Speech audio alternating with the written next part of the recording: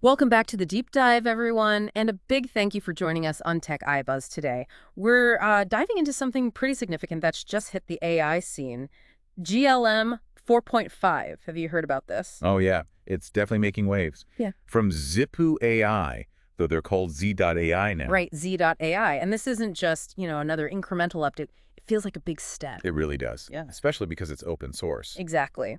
So our mission today is to unpack what makes GLM 4.5 tick, its features, how it performs, and what it means for you. Particularly this focus on agentic capabilities. The ability for AI to actually do things autonomously. It's key here. So it just launched, right? Monday, July 28th. Yep. Hot off the presses. And the core architecture is interesting. It's a mixture of experts. MOE.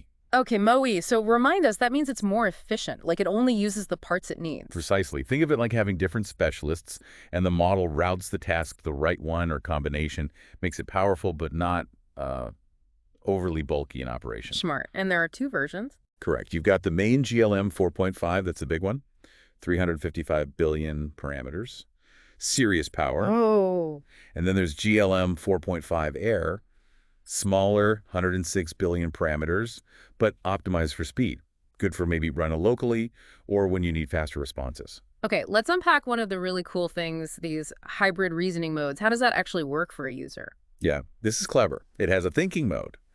That's for the complex stuff, math, science, logic, using tools.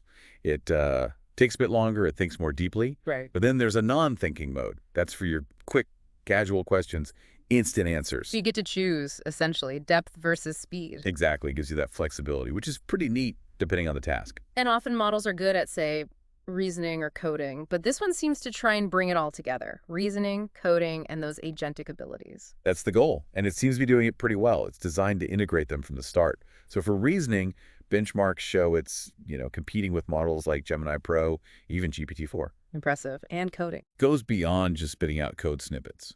It can apparently build whole full-stack apps, create little interactive things like games. Okay. Wow. And the agentic power, this feels like the main event almost. What does that look like? It's definitely a focus. It has native function calling. That means it's built to understand and use external tools and APIs right out of the box. It's not an add-on. So it can connect to my calendar or use other software directly? Potentially, yes. Yeah. That's the idea. And it performs well on benchmarks designed for that TAU bench, BFCL v3, showing it can handle complex workflows that involve using these tools. And it has a big context window too? Huge, 128,000 tokens. So it can handle really long documents or conversations, keep track of a lot of information for analysis. And they use something called Slime for training. Sounds interesting. Yeah. It's their custom reinforcement learning engine. It's specifically designed to make the model better at these real-world tool-using tasks, to teach it how to act. Okay, so it's not just generating text, it's learning to interact. Exactly. That's crucial for the agentic side. So, with all this, how does it actually stack up? Where does it rank? Well, according to Z.AI's own numbers, it's pretty high up there. Yeah. They're placing it third overall, behind only OpenAI's O3 and xAI's Grek 4. Third, for a new open source model, that's huge. It is. And specifically for agentic tasks, they say it matches Claude 4 Sonnet. Plus, a really high tool calling success rate, encoding over 90%. Okay, that's seriously impressive. But being open source, does that bring unique challenges or mostly opportunities? Mostly opportunities, I'd argue. Both models are under the MIT license. That means free for commercial use, free for anyone to build on. So developers can just take it and run with it. Yep, no licensing fees, no major restrictions. That could really accelerate innovation in the open source community. It's a big deal. So let's bring it back to the listener. What can you actually do with this? What are the practical uses? Well, think about generating a whole website just by describing it, or making interactive things, like that Flappy Bird example they showed. Right. It even has a built-in agent that can apparently search the web and build PowerPoint presentations for you. Seriously, a presentation agent? Yeah. And because of that strong agentic core, you can imagine building systems that automate complex workflows, pulling info from different places, using different tools. It's moving beyond just chat. It really sounds like it. This is less a language model and more an action model, an agent. Sort of, yeah. It's Yeah. definitely pushing hard in that direction, a digital assistant that can do things.